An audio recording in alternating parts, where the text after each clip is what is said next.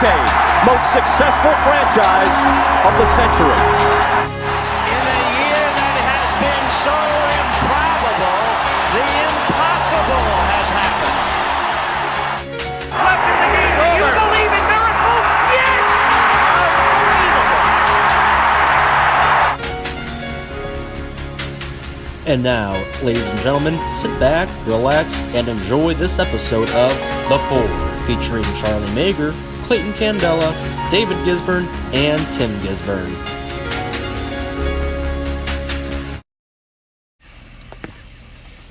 Welcome, everybody, into this episode of The Four. The Four, as we all know, they all like to go after them sports. Four major sports: baseball, football, basketball, and hockey. Four men: Charlie Mager, Tim Gisburne, Clayton Candela, and David Gisburne. Tim, Clayton, David, say hi to the folks. Hey guys, how's it going? Yo, what's going on? Hey. And a saw, dude. As we all know, throughout this podcast, we get into sports talks, and what we like to do is cover our local sports teams. And as we all know, the St. Louis Blues, they've been having quite an off season.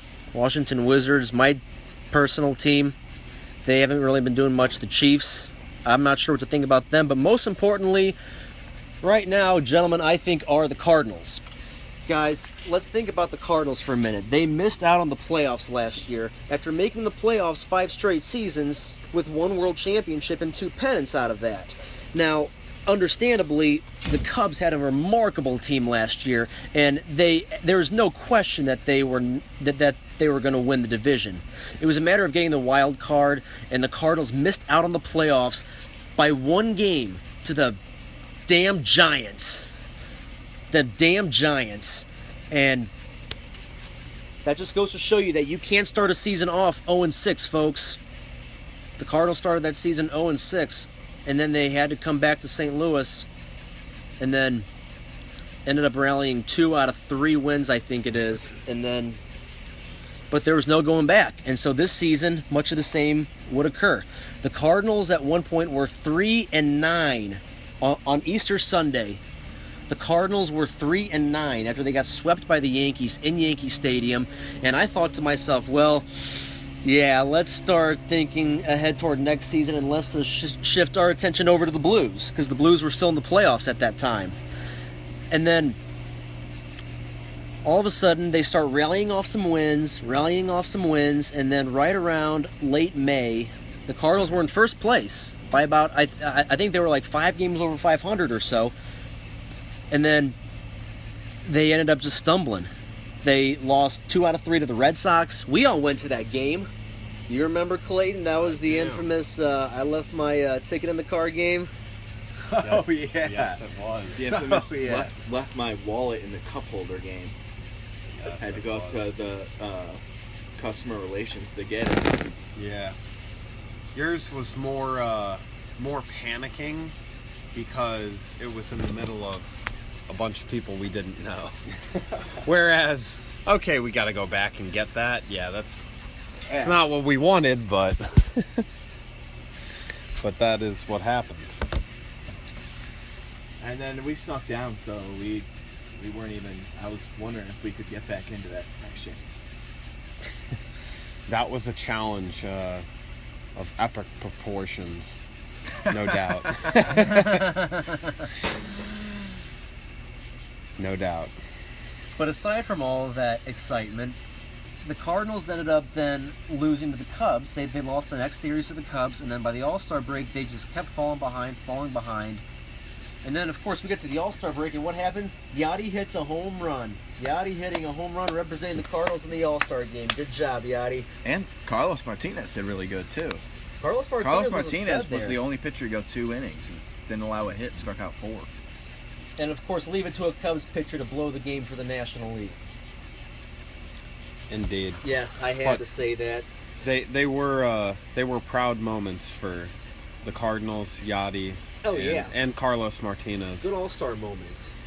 A lot, because Cardinals make All-Star teams quite often. It's not necessarily all that special make an All-Star team. It's certainly an individual. There's always at least one Cardinal representing Right. the National League, though. But as it relates to the Cardinals, just making an All-Star team isn't all that special. But to do something in the All-Star game has been a little bit underrepresented for the Cardinals. So often the Cardinals are in the All-Star games, but they don't really make much of an impact, or have them see much of a pop. And look at and they did it this time. Aledmus Diaz made the All-Star team last year, and now he's in AAA. I know. Possibly could be buried. Something down there, to think of. It also And he's reminds lighting it up you. right now. Yeah, and that also reminds you of another player who's in AAA right now, who at this time last year was in an entirely different place, and that's Stephen Piscotty. He just signed a long-term extension, and this guy is a smart guy. He's an athletic guy. He's all, everything you want tools-wise in a player, but he doesn't have it this season, and that's for multiple reasons, injuries and personal, off the field stuff. Like, he's had a very trying year, so Plus, the guy that we replaced him with is leading our team in home runs this year. Right, Hitting 300. Oh, Dion, yeah. Of course. Yeah, That it's kind of puts a damper on his chances to get back into the lineup when you got a guy like that. Yeah, That's it what I was does. saying. He's probably in a really crowded outfield. There's a lot of talent. There hasn't been a ton of Dude, consistency. Fowler's been lighting it up lately. But Fowler's yes, really been lighting it up lately. He sparked this winning streak, the 8-game winning streak. And He really has. I think as much of a recent impact as he's made, and the ability to come right off the DL and not miss a beat, that's really impressive to me, for him to come off the DL right like that and come right back in and make an impact. But I think it's also worth noting that although early in the season guys like Fowler and Carpenter were both hitting well below their established expected averages. I agree. And personal, personal expectations. Fowler remained one of the guys who was driving in runs. He had a lot of clutch hits early on, to where, we didn't play very consistent ball early in the year at all. The bullpen was a mess. But Fowler was one guy that, although his average was dipped way below where it should have been, and he knew it, he was still in scoring position. He was still hitting in clutch situations and driving in runs, although his average was poor, below his standards. So I think it's just something worth noting. He comes right back off the disabled list and is producing, hits the grand slam, has played good defense, done a number of things that he normally does. And for him, the effort's been there all year, and I've never questioned that. That's one reason why a lot of people were, saying he wasn't worth the money that we signed him for in the offseason, and get rid of him and all these different things. That's not the way to approach how you should, judge a player in the first year of a big contract. I think another thing that we really have to highlight is Yadier Molina for the 2017 Cardinals. Let's think about this. In the All-Star game, he hit the home run. Remember the All-Star game in St. Louis in 2009? He hit a 2 RBI double down the left field line in Busch Stadium. This was for the All-Star game in 2009. I was there with my dad. Everybody in the stands was just chanting, Yadi, Yadi, Yadi. And just the impact that had, and being a St. Louis Cardinals fan, just made you feel warm at heart, but it also made you feel that this guy, Yadier Molina, is going to become something special. And he has. The multiple gold gloves, multiple seasons hitting over 300 as a catcher. That little slim pickoff he's got to first, left-handed batter, he catches, we got it first, snap, and he got you. Without getting too far off of Yachty, he really reminds me of one Cardinal great in particular, and that's Ozzie Smith, because they had a gift and a passion for defense that is beyond measure, statistically speaking, baseball-wise. And they learned how to hit. They became great hitters. They became well-rounded because the effort was always there, but they had a gift and a talent for defense that is nothing short of wizardry. Agreed. No pun intended. Yeah, right. The Wizard and Yadier Molina have more in common than almost any other Cardinals than I can think of. I agree. I would love for Yachty to get another World Championship ring. He's got another 4 years left with us, including this He'll year. do it. Dude, Yachty and Wainwright. How about Adam Wainwright? He's been stepping up lately. His Adam ERA Wain- is almost 5, but he has 12 wins Yeah. somehow. Well, I mean, he's been getting some run support, but at the same time, he's also had an occasional start where he will blow up. I remember a game in Baltimore, he gave up like 9 runs in an inning. This was in July, before the All-Star break. That was just about a month ago. Yeah, he'll have those occasional games where That's why his ERA is blown He'll up. have 'cause he's those also had games a that lot he's of solid literally games just where where throwing he will be batting blown practice.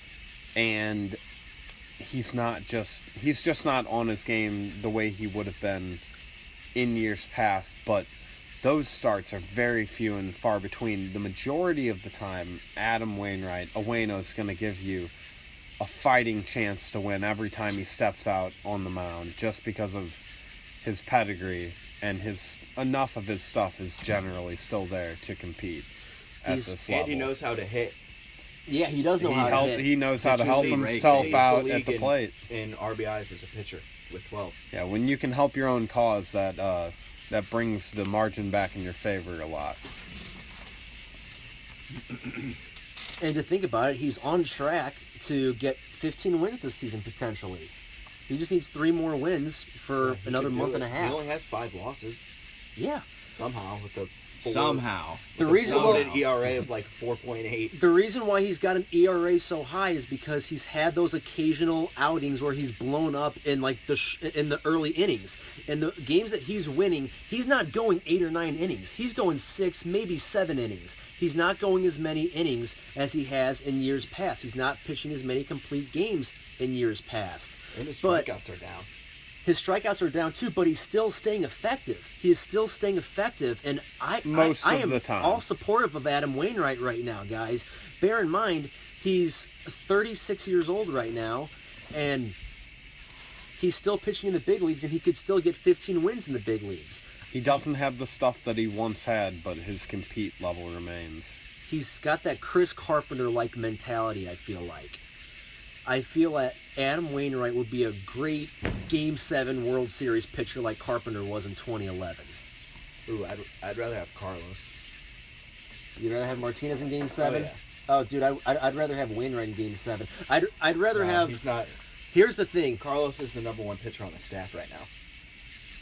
If we were in Game 7 of the World Series, I would want to pitch Wainwright just because of his experience, and you just feel that, like, he's got to be the guy to get that win. You pitch Carlos Martinez if you're in Game 6 in an elimination game. That's what I'm feeling. So you would See, save our pitcher that has an ERA of over 5 for Game 7 and sit our ace? No, what I'm saying is that if we're facing elimination in Game 6, you go to Carlos Martinez because he's your better pitcher, if you're and then he's facing got the better elimination in both he's got a games. better Okay. chance to get you to a Game 7 than Wainwright, who can somehow implode and surrender 5 runs in the third Yeah. inning. No, Wainwright's one of those guys. But then Wainwright gets the ball in Game 7, and Yachty's catching. You just feel like if it's meant to be, it's meant to be. It's certainly something to mull over if it ever got to that point. Well, what do you guys think of the remainder of the season? We're now we have a chance. we really have a we chance. seriously have a chance. We've got the weakest schedule coming up. We literally are playing teams that are above 500 just 3 times for the rest of the season. Just 3 more series, That's it. and then we can easily take. That's a and lot 'cause of the mediocre opponents. Yeah, because the Cubs haven't even been good. Like, they've never shown us consistent good baseball. Not this season, no. And We as much have a as chance to as catch much that. as the Cardinals have done the same thing of not showing us consistent baseball, it seems as if Until now. the Cardinals have more, for whatever reason this year, I don't know, a little more cohesiveness and mojo. Like, chemistry-wise The than swagger. last year. It's not exactly the same Cubs team as won the World Series last year. No, a it's few not. pieces have been broken off of that. It's not exactly the same. Well, they haven't. They still have But the Cardinals, pretty much everybody they had from last year is still on the team. Besides Minus Fowler Besides and- Fowler. yeah, Well, I guess and Aroldis Chapman too. yeah, He went back to the Yankees. there are a couple of different pieces. They still have Madden, obviously. He's the head of that, but the Cardinals still have a core of, guys like we're just mentioning, Waino and Yachty, and that breeds at least a certain amount of consistency inside the locker room, and it has for years. So the Cardinals have been trying to find themselves individually. Certain players have been trying to find themselves all year, and some guys have finally stepped up, and enough to the point where this team actually looks like it's gelling now. It's like it's taken all year, and it's been very frustrating from certain standpoints, but they look as if they have a real mojo or swagger to them for the first time all year, like as a team, just respectively. Yeah, they've finally come out, and it seems like they all came out at the same time, which is perfect for us. 8-game win streak. Yeah. Going down the stretch run, that's what and what you scoring need. on average 8 runs Yeah. in those 8 games. And David, you speak of those numbers right there. There have been some very impressive Cardinal numbers that have come up within the last couple of days or so. I ended up getting this notification from you when I was out fishing in Minnesota.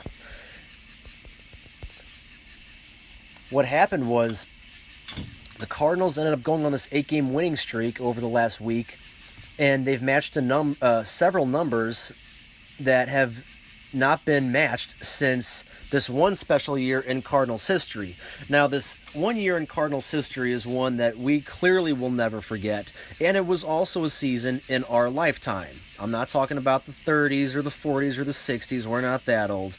But we're going to be talking about the season that brought joy to the city of St. Louis and brought one legendary Cardinals manager one final send-off in spectacular fashion. You guys are listening to The Four. I am Charlie Mager with Tim Gisburne, David Gisburne, and Clayton Candela. We're going to step aside here for a minute, and when we come back, we will talk about that illustrious season. Stay right here on the Fours Media Network. And now, ladies and gentlemen, we bring you back to segment number 2 of The Four, featuring Charlie Mager, Clayton Candela, David Gisburne, and Tim Gisburne. Welcome back to the first episode of The Four, everybody. I'm Charlie Mager, along with my partners, Tim Gisburne, Clayton Candela, and David Gisburne. Boys, for our last segment, we had talked about the Cardinals this season in 2017 as they started off relatively slow, and then they got hot at one point, then they fell back in the standings, and then here we are about a month after the All-Star break, and the Cardinals are now surging right there with the Cubs for sole possession of the Central Division. Will the Cardinals be able to uphold the Cubs and get the Central Division for the 4th time in the last 5 years? I don't know. But what we had talked about also in our last segment was that the Cardinals have put up some numbers that are comparable to another team. David, what was that stat that you were showing me that the Cardinals really astonished us in terms of irony to what happened in our past? Well, I mean, it seems like the Cardinals just got hot. Like, every batter in that lineup just got hot at the right time, at the same time, all together. So, and that's in a year where everybody was underperforming up until that point. Mm-hmm. So, I mean, if we had that all year, we'd probably be in first place by 6 or 7 games. Just based on the way that we're playing now. But since it's getting a little late, playing 500 ball, we're gonna finish the year probably 6, 7 maybe games above 500, and that's pretty much what happened in 2011 too, where we just finished 5 games above 500. 10 if we're lucky. Yeah. Right. Being realistic about it. That was the year, though, because it said that the Cardinals, the last time that they had won with getting 8 runs in 5 straight games was back in 2011. 2011 is arguably the greatest season in all of Cardinals history. You got to go back. I mean, I may be biased because I wasn't around for 82 or 67 or 64 or 46 or all those other years. But 2006 was a remarkable year. There's no question about it. We opened up the new stadium. Yadier Molina was just coming up. Pujols was in his prime. We had Roland, Edmonds, Carpenter, and then Wainwright. It was his rookie year. We won the World Series that year, and it was a remarkable season. So that got us our 10th championship, but then 2011 comes, and then the Cardinals, were missing out on the playoffs after they won the World Series in 2006. They made it to the playoffs like one time, 2009, when they got swept by the Dodgers in the first round. The Matt Holliday Yeah, left field. the Matt Holliday left field blunder. Abomination of a play. I'll just call it. I'll leave it at that. I love Matt Holliday, but I'll just leave that play at that. So the 2011 season starts, and the Cardinals start the season 2-6, and then by August 25th, they were 10.5 games out for the wild card, and then there were another, I think, 11 games out for the division. The Brewers kept on winning. There's no doubt they were going to get the division, but the Cardinals got hot. Cardinals got very hot, and thankfully, it may not have mattered had you gone 23-7 down the stretch, but at the same time, you got to think to yourself, the Atlanta Braves were 10.5 games ahead of us, and they could not win. They went 11-18 down the stretch. It's not completely terrible. They didn't go 7-20 down the stretch like the Red Sox did, but the Braves ended up just falling behind in the standings, and the Cardinals kept creeping up. It's like, if you were a Braves fan, it's got to be like you just woke up every day, you go further down the stands. It's just like you have a disease and you're just dying. And then you get to the last day of the season, and then the Cardinals catch you, and we're tied. Boys, that game 162 in 2011. The Cardinals game, the Braves game, the Yankees-Rays game, and the Red Sox-Orioles game. That, in my opinion, is one of the greatest nights in all of baseball. Yeah, Game 6. Is that what you're talking about? The last game of the season. Game Oh, the 162. last- Oh, 162. 162. Oh. Well, Game 162. I would say Game 6 of that year was a lot better than Game 162. Well, that He's was, saying but sports history. Yeah. There's a Yeah. lot of people Yeah. a lot of teams that haven't clinched yet. yeah, there were a ton of teams. And There were vying- In vying terms for of it different being the spots last and- day of the season and there being so much at stake, that's Yeah. what he's really driving at. right.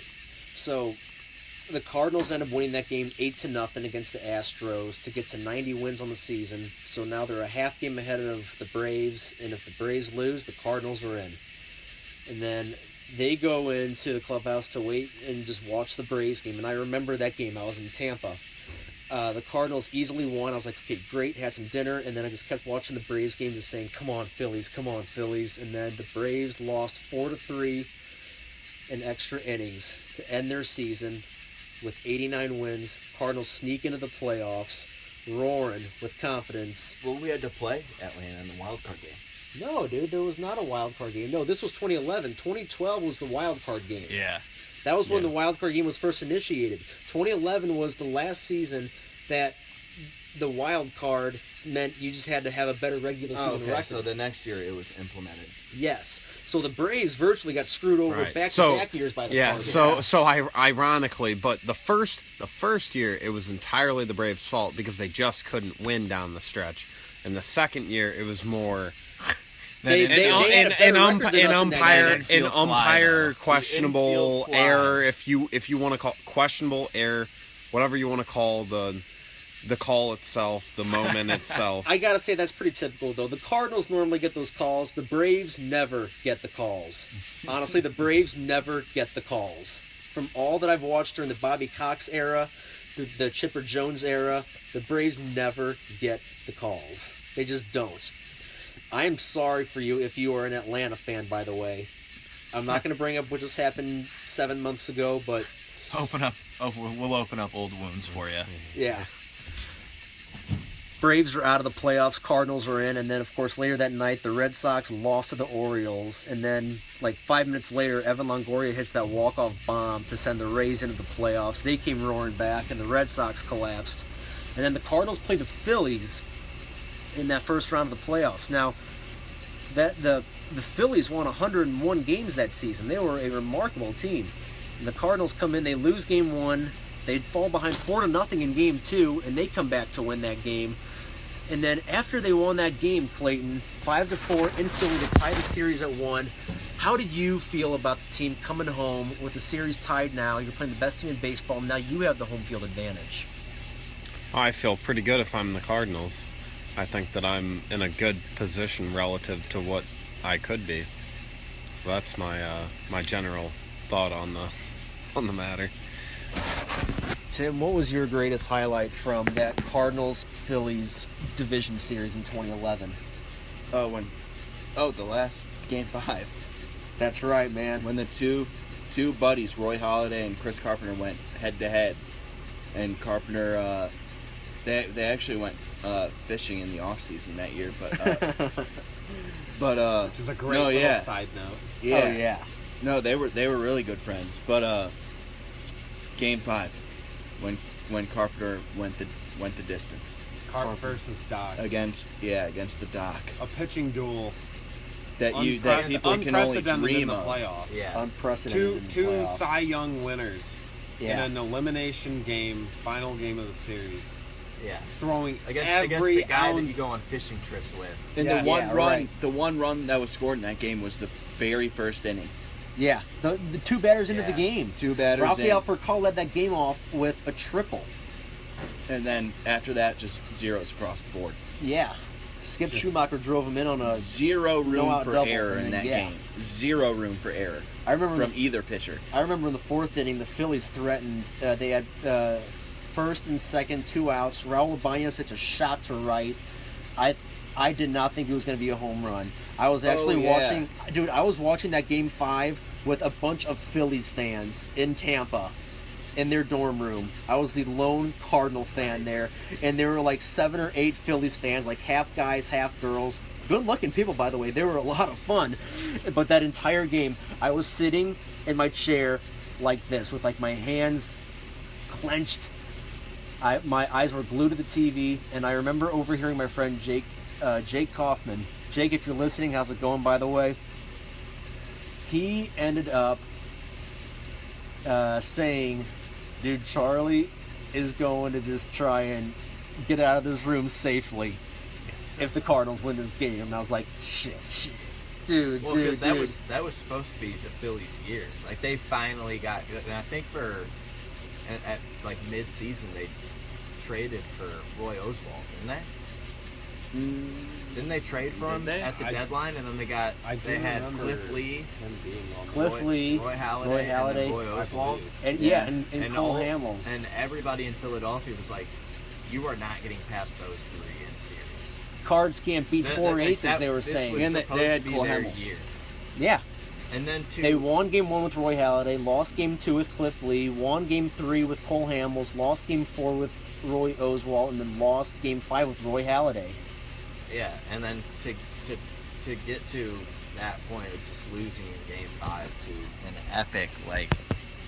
an epic game that's going to be remembered by pretty much everybody that was involved. And what made it even worse for them is that their star player, Ryan Howard, got injured the last play and basically ruined his career. Yeah. And that was the last batter of that game. And they've never been good since then.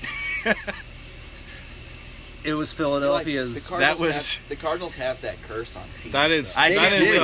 that is on the salt. Braves, on the Phillies, on the and Brewers, and the Brad Rangers. Lidge. That Brad And Brad Lidge. Lidge. And the Astros, too. yes, that moment. And the Mets. And the Yeah. Mets. That moment of Howard collapsing and that's a painful thing to just watch from an athletic standpoint. Yeah. But And then to have that guy be your star player on your favorite team, you're just like, and just lose Game 5. Yeah. I can't believe you made So it. I guess all at the same time. one of the 1-0, and you were the best team in baseball, and you got eliminated at home by the wild card Cardinals, 1-0. So one of the ironic questions you ask yourself is, who crumpled harder following the Cardinals' victory? Ryan Howard in his career or Brad Lidge in his career? Ooh, that's a good I'd question. say Howard. Howard, Lidge, yeah. Lidge actually. Lidge recovered a few years later. He did.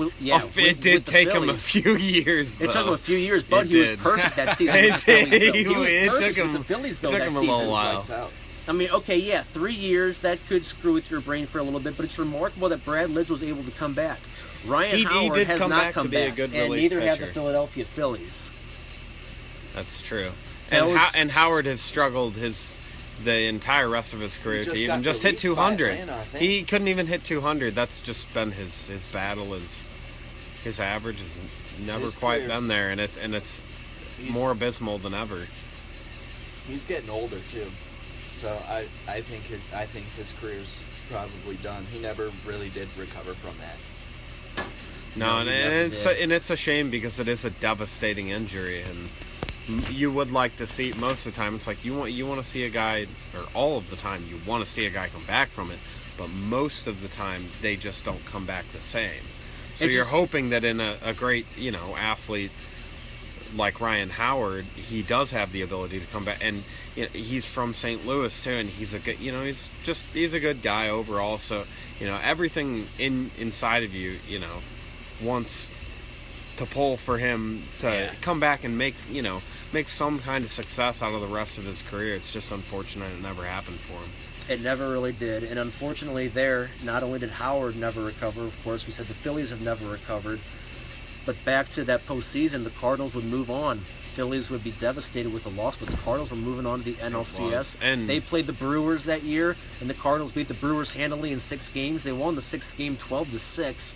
When we got past the Phillies, I really felt that we were going to go to the World Series. I thought we were going to beat the Brewers, and we ended up did, and we really kind of beat the Brewers handily because every game we won was pretty much a blowout except for Game 3.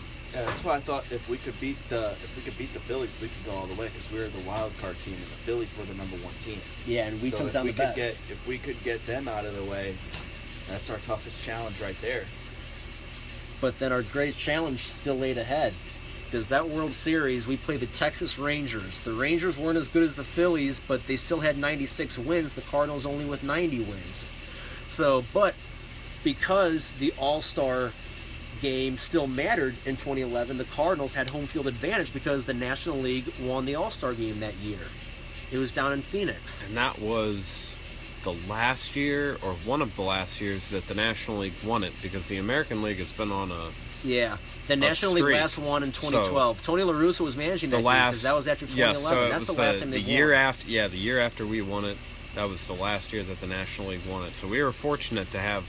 We were in a string of the National League winning for a little while, and Right. we were the benefactors of that. So we were in the World Series there, and then we win Game 1 behind Chris Carpenter. The Rangers tie it up in Game 2. And then Game 3, man, I came home from Tampa to visit. I was with you guys. Yeah. Tim and David Pujols hit 3 Pujols. home runs that night. You talk about rising to the moment. He joined Reggie Jackson and Babe Ruth that night. Off the For- facades for of players to hit Arlington, 3 home runs in 1 World the Series game. stadium in Arlington, the ballpark in Arlington. Cardinals just mashed their way to a Game 3 win, but then the Rangers took Game 4 4-0 behind Derek Collins pitching, and then Game 5. One of the worst mustaches I've ever seen in my life. I don't even want to get I into have that. I have to note that Derek Holland, Oh, that geez. postseason, one of the most horrid facial features Yeah. an attempt at a facial He was pretty feature. good that year. He was of good. the hair variety. Now- It was now bad. his It was ERA is it was almost terrible in the facial fives. hair. He did The have worst a good I've Harry ever Carey seen, I impression. think. Oh, he did. You remember that? Yeah. That's pretty good though. But then the Rangers ended up taking Game 5 as well, 4-2. So then the Rangers ended up going back to St. Louis up 3-2. After that Game 5, I was really, really mad. And my friend at the time, Ann, she was a really sweet girl. She came up and talked to me, and I went over to her room to spend the evening with her to get my mind off of the Cardinals losing Game 5. It wasn't the end of their season, though, because the Cardinals came back to St. Louis needing to win 2 straight games, but little did they know, or the Ranger fans, or the Cardinal fans, or the Rangers, or all the baseball world would know, they would about to play what many consider to be the greatest game of all time. We are going to bring you more details on that Game 6 when we come back, everybody. If you are a diehard Cardinals fan, well, keep listening in because you are going to like this. I am Charlie Mager with Tim Gisburne, David Gisburne, and Clayton Candela. We're going to step aside. Stay right here on the Fours Media Network. And now, ladies and gentlemen, here is our final segment of The Four, featuring Charlie Mager, Clayton Candela, Tim Gisburne, and David Gisburne. And welcome back, ladies and gentlemen, to the final segment of our first episode here of The Four. I'm Charlie Mager, joined with my partners in crime, Tim Gisburne, his twin brother, David Gisburne, and Clayton Candela. So, boys, we left off our last segment with the Cardinals coming back to St. Louis, down 3-2 to the Rangers in the 2011 World Series. Game 6 starts with a little seesaw battle back and forth. Cardinals take a 2-1 lead in the first inning. The Rangers come back, tie it. Cardinals regain the lead. Rangers tie it again. It is now... And then the Rangers take the lead in the 7th inning, 7-4. And then the Cardinals end up getting a run in the 8th inning, and then after the 7th inning, I left my apartment. I was not happy, and then I came back and then turned on the TV, and then it's the bottom of the 9th inning, 2 outs, and then David Freese comes to the plate. I come back to my dorm room, and I'm by myself, and then he's about to end the season, and I'm like, well, it's a good thing I'm not going to see the Cardinals end their season, around a bunch of people that are going to, laugh or whatever, because, I eliminated their team, or the Cardinals eliminated their team. And then the pitch, deep right field.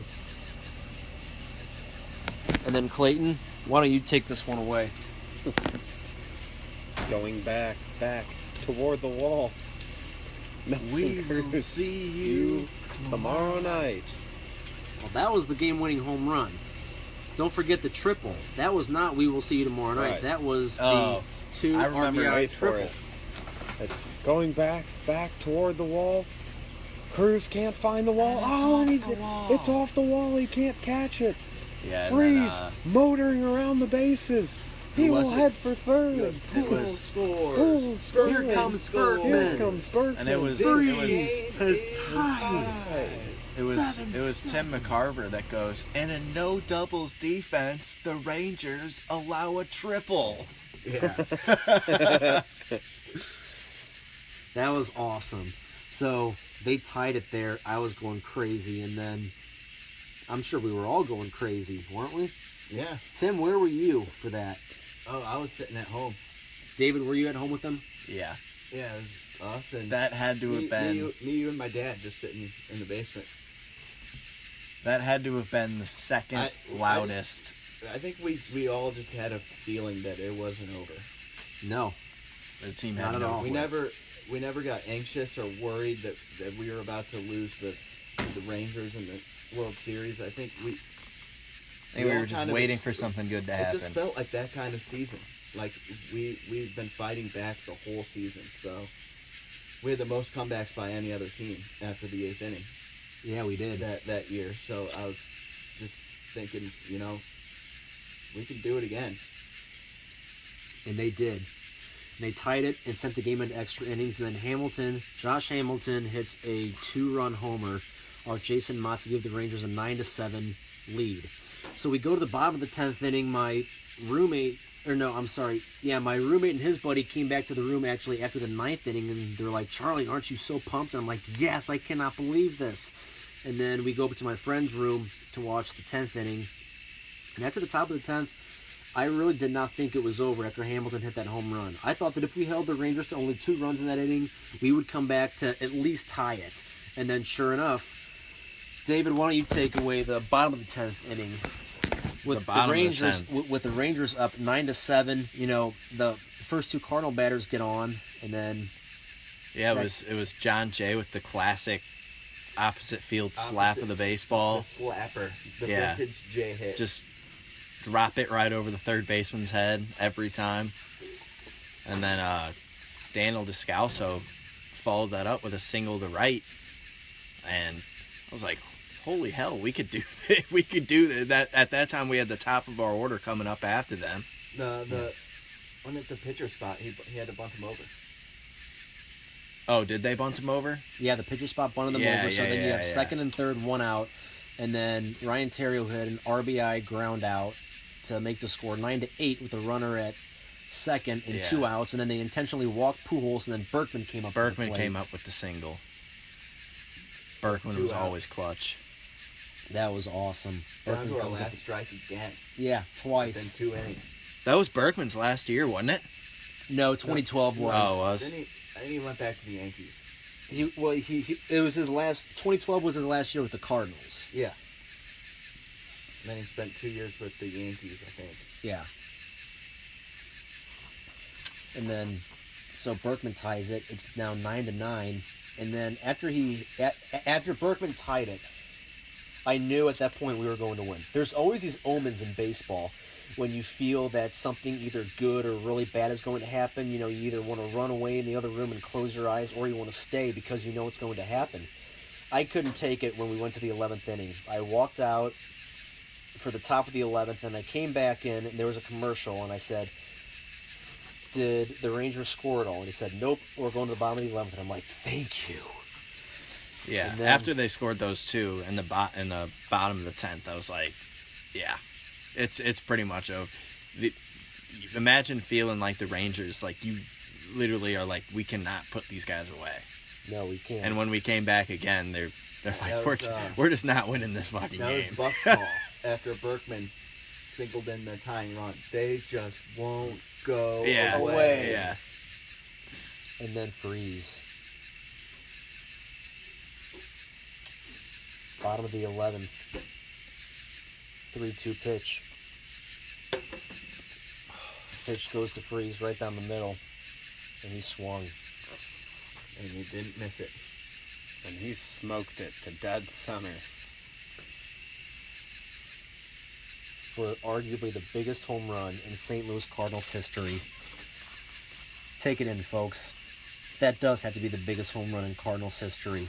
I take it over, go crazy, folks, go crazy. I take it over Jim Edmonds' home run in 2004. The hometown boy coming in clutch. It was the hometown boy coming in clutch, and the Cardinals went on to win the World Series that year. Could not have been a more impactful or clutch. And it's very rare that Game 6 is more remembered than a Game 7. It is. 1975 and 1986 are really the only other 2 exceptions I can really think of. Because when we won Game 6, I knew we were going to win Game 7. I knew we were going to win Game 7. I was so anxious. It was a Friday. It was on your guys' It was my birthday. Yeah. It was your guys' birthday. Gizzy's birthday. Yeah. It was a great birthday present that day. Yeah. We went to Buffalo Wild Wings. Yep. Watched the game there. I watched Game 7 in my dorm room with my buddies there with me. And we just won that game 6-2. And then the famous Joe Buck call. What a team! What a ride! The Cardinals are world champs in 2011. Now, guys, if you want to think that Joe Buck has favoritism towards the Cardinals, I don't know what to say about that. But Joe Buck, in my opinion, is one of the greatest broadcasters of our era. Because They keep asking him to do it over and over and over again. And he delivers it in an unbiased and just stoic way. But you have to admit that he probably had a little touch in St. Louis with him when he made that final call for the Cardinals in 2011. Yeah, Joe Buck's a great broadcaster. Indeed, and how could you not? They do ask him to come back every single year, and he does the Super Bowl. He does do the He Super does Bowl. the Super Bowl every year too. Every 3 years he does. Oh, it's every 3 years? Yeah, 1 year it's Joe Buck, the next year it's Al Michaels, and then the next year CBS has it. I like Al Michaels and Chris Collinsworth. Mm-hmm. Al Michaels I is think good. they work pretty well together. We'll have the I agree. Super Bowl They this have year, some actually. nice chemistry. Collinsworth is a little goofy, but I love Collinsworth though. but he's got some personality. For Yeah. sure. I love Chris Collinsworth and Jay Gruden. Yeah. So, 2011 was put to rest as the greatest Cardinal season I have seen in my lifetime, and that I'm sure that all four of us have seen in our lifetime. Will we have another Cardinal run, playoff run like 2011? We don't know. We'll have to see. But one thing is for sure, the Cardinals are by no means out of it here in 2017. Let's say it's October 1st and we edge out the Cubs to take the division. Cubs miss out on the playoffs. We win the division, and we will face the Nationals in the first round of the playoffs. In my opinion, we will face Max Scherzer twice, and it'll probably be in games 1 and 5. I think we will take the Nationals to 5 games, and I think that Scherzer will either blow up or we will find a way to beat him like 2-1 in game 5 because Martinez just pitches a gem. What do you guys think about that? We'll either get Scherzer in game 1 and 5 or 1 and 4, depending on Whether the Cardinals are up if in the 4 is an series or not. elimination game for them, then Yeah, Scherzer right. would pitch on short rest. I think Scherzer But- might win game 1. He might win game 1, but I can see the Cardinals But we can taking beat, a couple games there. We can beat Tanner Roark, and I think if And we Gio Gonzalez. we Gio can beat Gonzalez both is of them. shaky. Yeah. Yeah. He can be shaky. I can see like Waka outdueling him in like Yeah. game 3 in Busch Stadium. Yeah. And then you got to think about it. Martinez would pitch game 1. He might get bested by Scherzer there. Wainwright pitches game 2, and he gets the win. Waka gets the win in game 3, and then Scherzer pitches again in game 4. Who do the Cardinals pitch then if you're up 2-1? I say I Lance would Lynn. say Lance Lynn, yeah. Lance Lynn, I yeah. would say as well. If you start Mike Leake over Lance Lynn in game 3. You mean or Waka? whoever, yeah, Michael Waka. Yeah, I don't know. I'd have to see how they're pitching down the stretch. I do If I were like Mike the way that Matheny. Waka's been throwing the ball lately, so Yeah, me too. he's looked a lot better. He's looked more like himself than he has at any point this season. When he can zip that 97, 98, and Yeah, I would agree with that. he's not straining to do so. It changes completely how dangerous his overall repertoire is, because he has multiple pitches that can be out pitches, and when his fastball is that dominant, it just sets Yeah. everything else up. So that bodes well for the Cardinals heading into the stretch run. A healthy Michael Waka firing on all cylinders to go along with Carlos Martinez and Lance Lynn. I think You it's going throw to in come Leake down and to Wainwright a at the end of it. A bullpen series. Yeah, it will, and we do not have a good bullpen. Well, neither do No, they. we've had do an they. improving bullpen. If you have look at the offensive numbers outbursts right like now, we have, then it won't be a battle of the We bullpens. could get to the honestly, our bullpen was largely awful in the very beginning, and they've gotten progressively better throughout the year if you look at it statistically. Yeah. Yeah, so Washington had a bullpen ERA of over 5 a month ago. They had the worst bullpen in baseball. But then they went out and got Ryan Madsen and who was the other guy? Sean Doolittle? Doolittle. It Yeah. was, yeah. Both with 2 ERAs. Right. I believe But- Doolittle has already saved a game for them at least. Yeah. And then Ryan Madsen's been their closer for the Yeah. last couple weeks. If anything, I would have wanted the Cardinals to get some bullpen help. Yeah, if we couldn't Sorry. do anything, that's what I wanted to do. At least Exactly. improve the bullpen a little bit. Like go out and get a guy with a 3 ERA. It doesn't have to be a stud, just anything. I don't know how I'd be feeling about the Cardinals bullpen, but I think that if the Nationals had to go to Scherzer in Game 4 and he manages to win that game, then we have them right where we want them because we can either go with Martinez or Wainwright in the decisive Game 5. Then who do you go with if you're Mike Matheny? I'd say Martinez. In Game 5, Martinez over Martinez. Waino. Yeah. Absolutely. Okay. This Oh, year. yeah. This year. Yeah. Oh, yeah. I agree. I would say move Wainwright to the bullpen for Maybe long bring relief. Maybe bring Wainwright in like in the 8th inning or whatever. What if Martinez pitched and it was like 4-3 at the end of the 8th inning, the Cardinals were winning, and then like the first 2 batters get on for the Nationals in the bottom of the 9th, we're up 4-3. What if Matheny goes to Wainwright to try and become the savior? That would never happen. You don't think so? Because No. what if Rosenthal just walks the first 2 batters and he's got no one else to go to? I would not bring in Wainwright Why not? because he hasn't pitched out of the bullpen and No. What? What year was I it would that- rather that put in Waino somebody- threw- I think it was against Washington where he only in the playoffs pitched 2 innings, let up like 8 runs. I would be shocked if he put oh. Wainwright in bottom of the 9th inning with runners on, 2 outs. Nah, you Put in bring Wainwright, Rosie. I don't know. No, you have Rosie in the game and he walks the first 2 batters. That was the hypothetical. Then I would say San Juan. No. I don't think so. No. Sangwon-Oh? No. Who else are you gonna bring in? I told you who I'm going to bring in. John Waino, who Lyons hasn't or pitched in the Brebbia? bullpen, and Brebbia. maybe. That could work John too. Brebbia has pitched very well out of Yeah. the bullpen. Or Bowman. Literally anybody. Bowman could work. Yeah. Bowman might be a good Cecil, choice. I don't know. No, not Cecil. Heck no. Cecil can be good. I think he's just having an off year. He's having an off year. He started slowly. He's gotten progressively He's better. having an off always year. been You that. can't He's pitch him in the gotten better. postseason. He's always been that way though. He's always started. Yeah, off and slow. he's gotten better to his credit. But okay, hypothetically speaking, what if he doesn't get better and he keeps imploding in these games? You can't bring him in these types And of yet, you situations in can't the bring playoffs. somebody you can't trust. No, you cannot do that. There's no way you can do that. He has to really start showing significant improvement over this last month and a half, because he has been dreadful in several appearances I've seen him in this season, and it's not good to see. You're not supposed to do that as a relief pitcher.